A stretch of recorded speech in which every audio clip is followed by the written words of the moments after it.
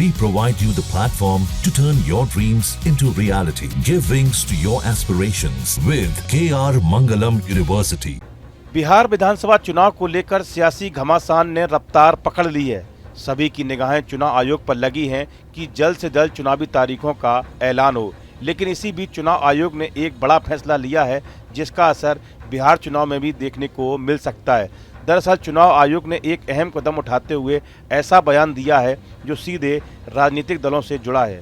आयोग ने बताया कि उन्होंने 345 ऐसे राजनीतिक दलों को हटाने की प्रक्रिया शुरू कर दी है जो पंजीकृत तो हैं लेकिन मान्यता प्राप्त नहीं है।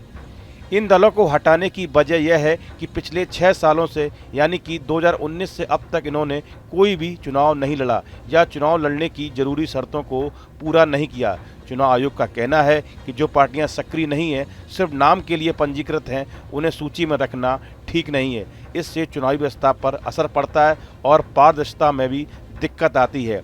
इस फैसले से चुनाव आयोग यह संदेश देना चाहता है कि सिर्फ रजिस्ट्रेशन करवा लेना काफ़ी नहीं, बल्कि पार्टी को सक्रिय रहना और चुनावी प्रक्रिया में भाग लेना भी जरूरी है। निर्वाचन आयोग ने कहा कि इन राजनीतिक दलों के कार्यालय का भी कोई भौतिक तौर पर पता नहीं लगाया जा सका। आयोग ने कहा कि ये 345 राजनीतिक दल देश भर के विभिन्न राज्यों और केंद्र शासित प्रदेशों से हैं। आयोग के अधिकारियों ने कहा कि साल 2001 से अब तक चुनाव आयोग ने निष्क्रिय राजनीतिक दलों को समाप्त करने की प्रक्रिया 3 से 4 बार पूरी की है। इस फैसले के पीछे चुनाव आयोग की मंशा है कि इन राजनीतिक व्यवस्थाओं में फर्जी या निष्क्रिय दलों की भरमार ना हो। कई बार देखा गया है कि कुछ दल सिर्फ नाम के लिए पंजीकृत रहते हैं और ना तो वे चुनाव लड़ते हैं और ना ही किसी प्रकार की राजनीतिक गतिविधियों में हिस्सा लेते हैं। ऐसे दल अक्सर धन शोधन, कर चोरी या अवैध लेन देन जैसी गतिविधियों में संलिप्त पाए जाते हैं।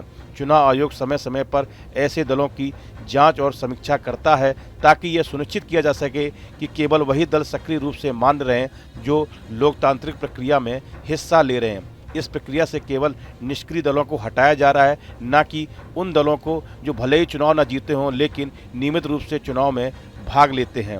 चुनाव आयोग के अनुसार देश में 2800 से अधिक पंजीकृत गैर मान्यता प्राप्त दल के अलावा 6 राष्ट्रीय और 67 राज्य स्तर पर मान्यता प्राप्त राजनीतिक दल हैं। अधिकारियों ने कहा कि आयोग के संज्ञान में आया है कि वर्तमान में आयोग के पास पंजीकृत 2800 से अधिक पंजीकृत गैर मान्यता प्राप्त दल में से कई ऐसे राजनीतिक दल आवश्यक शर्तों को पूरा करने में विफल रहे हैं। वहीं 345 दलों को हटाने की प्रक्रिया शुरू करके चुनाव आयोग ने यह भी साफ कर दिया है कि भविष्य में पंजीकरण बनाए रखने के लिए कुछ न्यूनतम मानदंडों का पालन जरूरी होगा। इसमें चुनाव लड़ना, वार्षिक लेखा जोखा जमा करना और पारदर्शिता बनाए रखना शामिल है। इस फैसले से यह उम्मीद की जा रही है कि भारत की चुनावी व्यवस्था और भी ज्यादा विश्वसनीय और पारदर्शी बनेगी।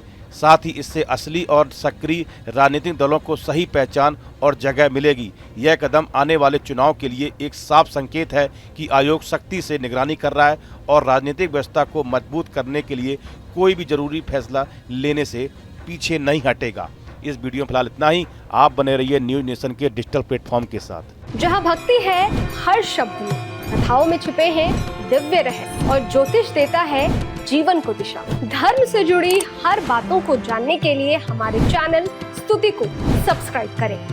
चैनल पर जाने के लिए इस लिंक पर क्लिक करें।